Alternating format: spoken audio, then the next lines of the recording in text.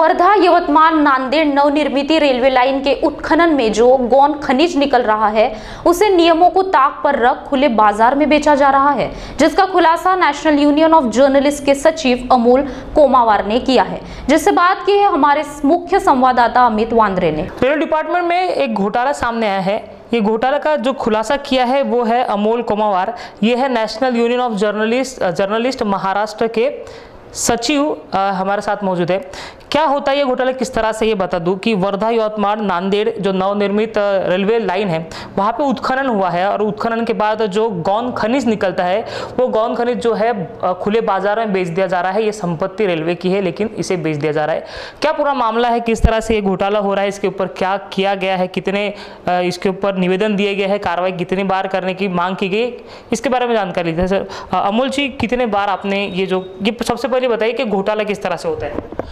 ये एक्चुअली वर्धा यवतमाल नांदेड़ जो रेलवे नया उत्खनन चालू है, इसमें जो सब कॉन्ट्रैक्टर है, कॉन्ट्रैक्टर और सब कॉन्ट्रैक्टर ने कुछ गवर्नमेंट के ऑफिसर्स को हाथ में लेके ये सब घोटाला किया है। उन्होंने खुले बाज़ार में कम से कम 20,000 ट्रक तो मैंने खुद ही पकड़वा के दिया।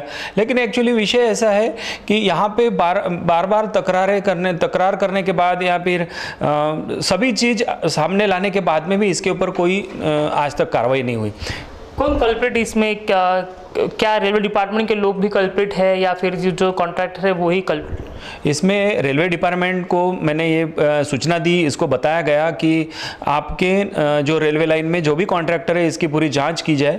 लेकिन एक्चुअली कैसा, रेलवे डिपार्टमेंट में उसके तरफ ध्यान नहीं दिया। शायद हो सकता है इसमें पूरी उनकी भी मिली भगत हो। उसके साथ साथ उनके इंजीनियर, मैं नाम लेना चाहता हूँ, अमन कुमार और RBR, ये कंस्ट्रक्शन को काम दिया वाला है और अर्थवर्क जो दिया है RBR को दिया है। उनके जो सब कॉन्ट्रैक्टर है इनका ये काम है। लेकिन इनके साथ में जो है वो स्टेट गवर्नमेंट के जो खनिकर्म विभाग के अधिकारी है, उसके साथ साथ तहसीलदार, ये इनके अधिकार क्षेत्र में आता है। तो इन लोगों को इतनी तकरारें देने के बाद में आज तक इन लोगों ने किसी भी तकरार के ऊपर कोई कार्रवाई नहीं हुई। साल भर होने के बाद में, एक साल से 27/8/2020 से मेरी तकरार है। उसके बाद में भी तहसीलदार बोलता है कि आप ही तकरार दो, आप ही उपोषण करो, आप ही स्मरण पत्र दो, आप ही हमको जितने भी है चोरी हुई वो दिखाओ। और उसके बाद में महाराष्ट्र के क्या कानूनी इतिहास में पहली बार है जो तकरार करता खुद ही आरोपी के जैसा कटघरे में खड़ा कर रहे, तो भी इन लोगों को कुछ भी समझ में नहीं आ रहा कि ये किस तरीके से करना है। आपने जब इतने निवेदन दिए, कंप्लेंट की, उसके ऊपर क्या कार्रवाई हुई, किस तरह से आपके साथ जो व्यवहार हुआ है, आरोपी के ऊपर क्या कार्रवाई हुई है, किसी को शिकायत दर्ज की गई है, कोई फाइन ठोका गया है? आज तक सिर्फ साल भर में एक आमरण उपोषण होने के बाद में 53 दिन के बाद में एक ऑर्डर निकाली, उसके ऊपर 28 लाख समथिंग इसका जुर्माना दिया गया है। लेकिन उसमें भी ये तरतूद की गई है कि ऐसा लगता है कि उसको बाहर निकलने का रास्ता देने के बाद में ये जुर्माना ठोका गया।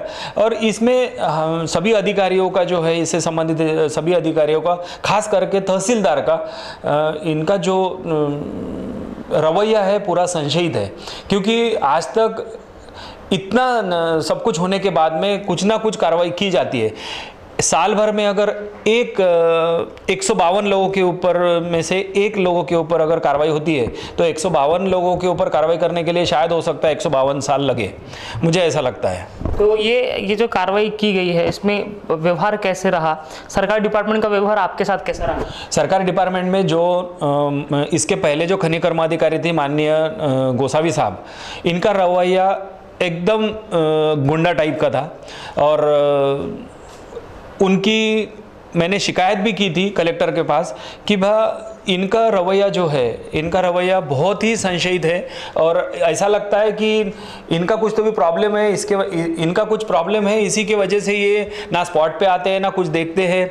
इनको स्पॉट पे ले जाके उनको पूरे मालमत्ता के साथ में, जो गाड़ी के साथ में सब ऑन प्रूफ दिखाने के बाद में भी इन्होंने आज तक कोई कार्रवाई नहीं की। उसके बाद में आमरण उपोषण करते वक्त हम लोगों ने कलेक्टर के पास अर्जी दी थी कि जब तक पूरे प्रकरण की जांच ना की जाए तब तक गोसावी साहब और उनके साथ में जो अधिकारी है उनकी या फिर निवृत्ति ना दो, बदली बढ़ती ऐसा कुछ भी ना करे। लेकिन किसी चीज़ की ना सुनते हुए इन लोगों ने ये सब काम करा दिया। उसके बाद में एक स्पेशल बताना चाहता हूँ कि इन लोगों ने एक ट्रक पकड़ा गया, आरटीओ ने उसके ऊपर फाइन ठोका, उसके बाद में वो गौन खनिज था, इसके वजह से सुपुर्द किया गया गोसावी साहब की तरफ। गोसावी साहब ने साल भर हो गया, आज तक उन्होंने किसी भी तरीके से उसके ऊपर अहवाल ये नहीं दिया। वो ट्रक जो है वो सुभाष मोतीलाल मुथा, जो कि रेलवे का कॉन्ट्रैक्टर है, और वहाँ के जो ट्रक के फुटेज और ट्रक के वीडियोस वही नंबर के गाड़ी के वो पूरे कलेक्टर को भी दिए। इसके बाद में भी उसके ऊपर कोई कार्रवाई नहीं हुई। उनको साल भर से बताया गया, शायद हो सकता है उसमें माननीय श्रीमती जी भावनाताई गौड़ी, इनका भी लेटर है कि अमोल कुमावार के जो लेटर दिया है, तकरार दिया, उसके ऊपर जल्दी से कार्रवाई करो, लेकिन वो तक उन्होंने नहीं किए। इसका कारण ऐसा था, वो अगर ट्रक के ऊपर कार्रवाई करते, सेंट्रल गवर्नमेंट की एक केस भी लग जाती है और उसमें कम से कम करोड़ों रुपए का घोटाला बाहर निकलता था। इसीलिए वो ट्रक के ऊपर आज तक कार्रवाई नहीं हुई, साल भर हो गया। इसके बाद में लोकायुक्त को मैंने तकरार की थी, माननीय लोकायुक्त के न्यायालय में जब तकरार की थी, वहाँ पे उन्होंने झूठा रिपोर्ट सादर किया, हर चीज़ मनगढ़ंत सादर की वहाँ पे। जब ये लोग कोर्ट को भी नहीं मानते, लोकायुक्त का जब झूठा अहवाल पेश कर सकते, तो ये घोटाला तो बहुत बड़ी बात नहीं है। और यहाँ पे सबसे बड़ी बात ऐसी है कि जिलाधिकारी कोई भी एक्शन नहीं ले रहा। जिलाधिकारियों को बार बार बोलने के बाद में कोई भी एक्शन नहीं ले रहे। इसका रीज़न क्या है ये समझ में नहीं आता। शायद हो सकता है उनके ऊपर पॉलिटिकल प्रेशर हो या और कुछ, पता नहीं, लेकिन जिलाधिकारी साहब की भूमिका भी इसमें आज के तारीख में संशयित नज़र आ रही है। ये किस तरह से होता है, क्या रूल है गौन खनिज का? क्योंकि दर्शकों को इतना नहीं समझेगा, टेक्निकल चीज़ है। क्या रूल होता है, कितना गौन खनिज निकाल सकते हैं और निकालने के बाद तो कहाँ जाना चाहिए? एक्चुअली विषय ऐसा है कि वर्धा, यवतमाल, नांदेड़ जो रेलवे का उत्खनन का काम सेंट्रल रेलवे ने किसी कॉन्ट्रैक्टर को दिया है, उसका नाम है आरबीआर। और वो ये लोग क्या करते हैं, जो ट्रेन पटरी है, खोदाई का काम करते हैं। खोदाई करने के बाद में वहाँ पे जो प्लिंथ वर्क रहता है, जहाँ पे जितने गड्ढे रहते हैं उसको पैक करने के लिए वही गौन खनिज यूज़ किया जाता है। लेकिन बाकी का जो गौन खनिज है वो इन्होंने सरेआम खुले बाजार में बेच डाला।